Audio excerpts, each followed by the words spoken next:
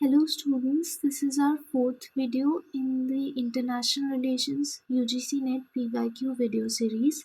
In this video series, we will be covering all the PYQs asked by UGC NET from 2014 up till June 2025 for each topic. So this video is regarding poverty and sovereignty. So all questions relating to these topics will be answered in this video. So the first question was asked in December 23. Who said that statesmen think and act in terms of interest defined as power? So this is a quote based question. ठीक है, इसमें रहेगा answer Morgan थाउ. ठीक है, so this is a simple question. Try to remember such quotes for the examination, since ये quote based questions have become very common nowadays in UGC NET examination. Next, December 2014 का question है, who among the following has remarked that power in a political context means the power of man over the minds and actions of other men? So this statement, again this is a quote based question, and this was said by George Schwarzenberger. ठीक है, so his definition basically emphasizes on the psychological and behavioral control inherent in political power. ठीक है. Next question जुलाई 2016 का है. We have to match the scholars with their respective statements. So the first scholar, I'll read the statements first and then match them with the scholars. The first statement was, power is relative position, not absolute. So this was said by Macmillan. ठीक है, so इसका first का रहेगा 1. Next है, power is the capacity to impose one's will. This was said by Morgenthau. उनका realist concept था. He was a classical realist scholar. So उनके ऐसे ही ideas थे. ठीक है. Power is control over minds and actions. So this was said by George Schwarzenberger, जिनके बारे में अभी हमने पढ़ा था पिछले क्वेश्चन. Next है, power makes people do what they otherwise would not. So this was said by Van Dyke.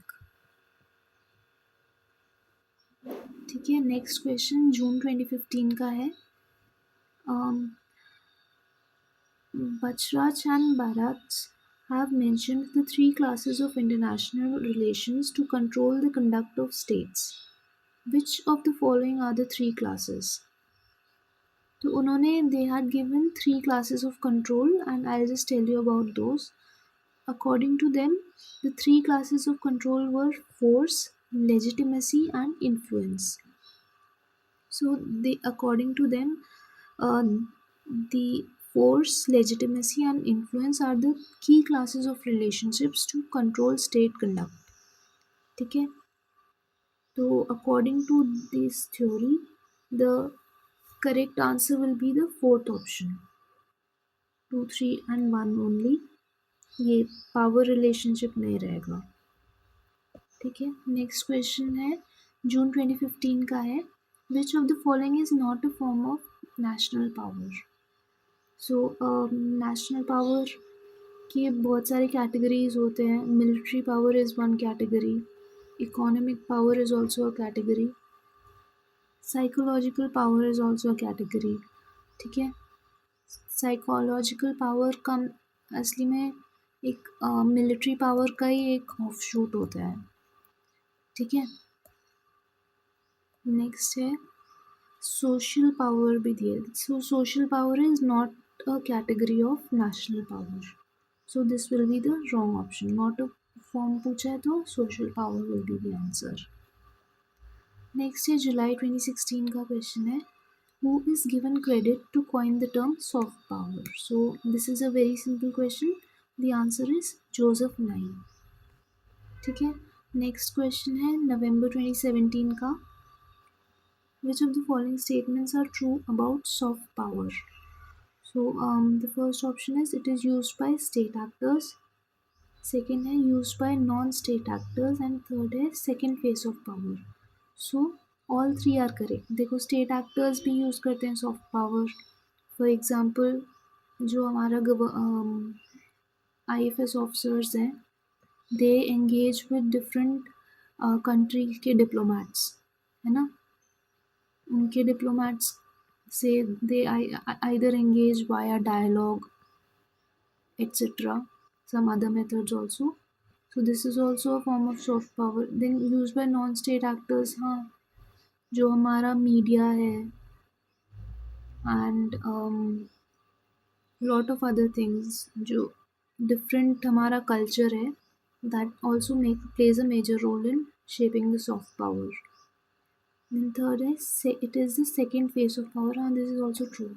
So all the three statements are true. ठीक है. Next है who among the following was the first thinker to use the term superpower? So, the term superpower was coined by William Fox. ठीक है. So he had basically referred to USA as well as USSR and even the British Empire as superpowers. ठीक है. Next question है July 2016 का है. Balance of power is an important principle of Plato.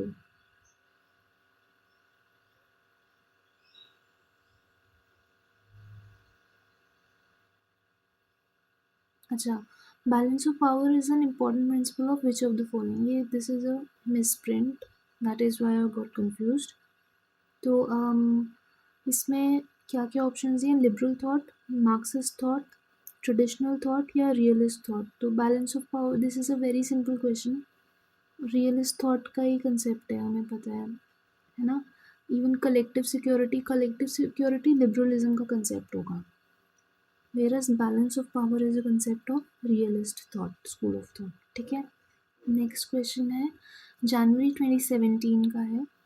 Which one of the following is not a major assumption of balance of power? Not a major assumption पूछा है. ठीक है, तो इसमें है options are states protect vital national interests. हाँ, this is correct. National interests may be threatened. This is also correct. Relative power can be measured. हाँ, कर सकते हैं मेजर. ठीक है, आइदर अलग अलग कैटेगराइज कर लेंगे हम लोग. जैसे मिलिट्री पावर है उसको, दो कंट्रीज़ की मिलिट्री पावर्स को वी कैन कंपेयर, जैसे हम कई बार करते हैं. इंडिया का जो भी मिलिट्री बजट है, मिलिट्री स्पेंडिंग बोल सकते हैं, that can be compared to Pakistan. ठीक है, this will help us to understand कि दोनों का रिलेटिव पावर मेजर करने में it will help us. Then last option है state supply moral parameters. So this is wrong because balance of power is a realist concept, हमें पता है. And realism में there is no scope for any morality. ठीक है, so the fourth option will be wrong. Next है जुलाई 2016 का question है which one of the following is not the basic norm पूछा है of balance of power system that is clear to each of the state actors engaged in the process of balancing.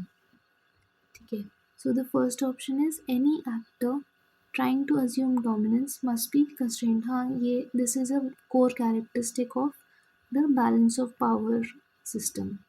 ठीक है, तो उसमें any state which is becoming strong.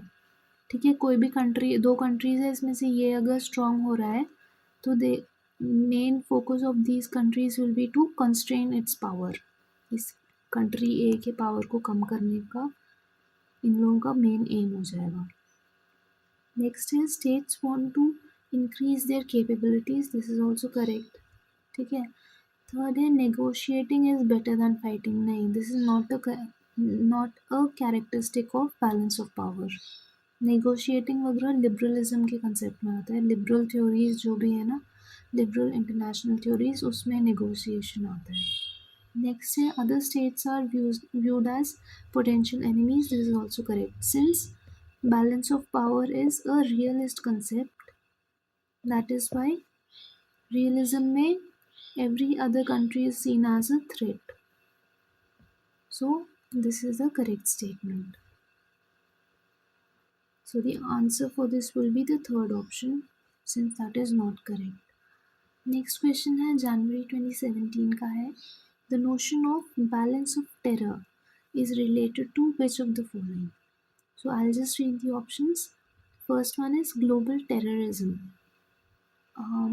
फिर next है counter terrorist strategies. This has been repeated. Third one is terrorist activities of drug traffickers. या fourth है overkill capacity emanating from nuclear weapons. So this is the correct option. देखिए जो balance of terror का concept है that was actually given in the cold war period. ठीक है, वहाँ पे ओरिजिनेट हुआ था और बेसिकली जो न्यूक्लियर वेपन्स हैं उनका थ्रेट की बात हो रही है यहाँ पे. न्यूक्लियर वेपन की थ्रेट की बात हो रही है, थ्रेट या टेरर की बात हो रही है.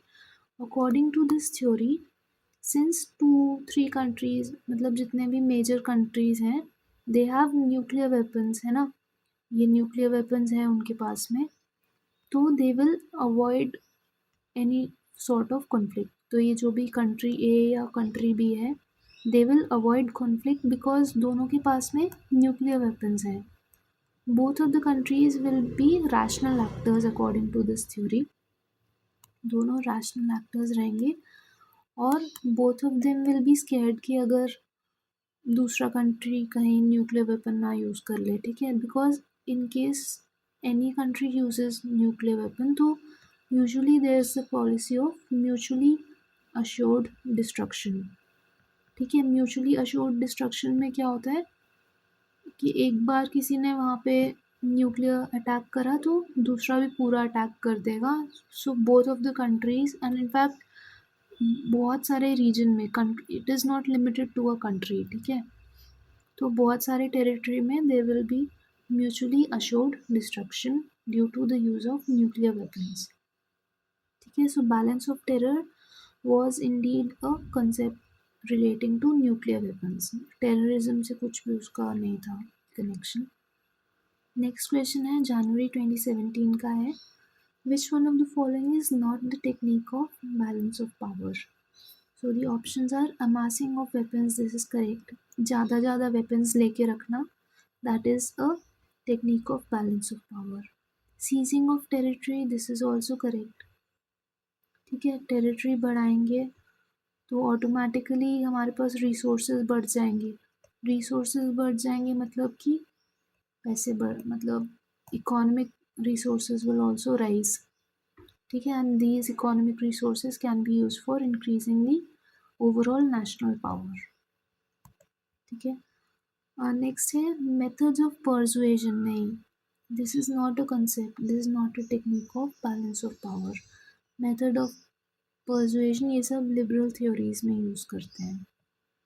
ठीक है, उसके बाद में क्रिएटिंग बफर स्टेट्स, हाँ ये भी बैलेंस ऑफ पावर का ही कंसेप्ट है. ठीक है, तो पहले Ukraine was often seen as a buffer state, पर अभी क्या हो गया है, अभी they have gone against Russia. ठीक है, पहले इसको बफर स्टेट कंसिडर करते थे. ठीक है, नेक्स्ट क्वेश्चन है अक्टूबर 22 का है. We have to match the following. So we have to match the scholars with their respective works. The first scholar is Henry Kissinger. तो उनका the famous work was traditional approach to foreign policy. ठीक है, so the third option will be the answer here. The next one is Kenneth Waltz. Kenneth Waltz का फेमस book है multiplex order. ठीक है, I am sorry, हाँ Kenneth vaults की book थी मैन स्टेट एंड वॉर. ठीक है, this is a very famous book by Kenneth vaults, बहुत ही कॉमन है. ठीक है, फिर है अमिताभ आचार्य. अमिताभ आचार्य जी का बुक था मल्टीप्लेक्स ऑर्डर. यहाँ पे थोड़ा सा गलत दिया हुआ है, that is why I got confused. उसके बाद में जोसेफ नाई की बुक थी the फ्यूचर ऑफ पावर. ठीक है. नेक्स्ट है. So that is all for this video. Thank you. Please like, share and subscribe to our channel if you found this video helpful.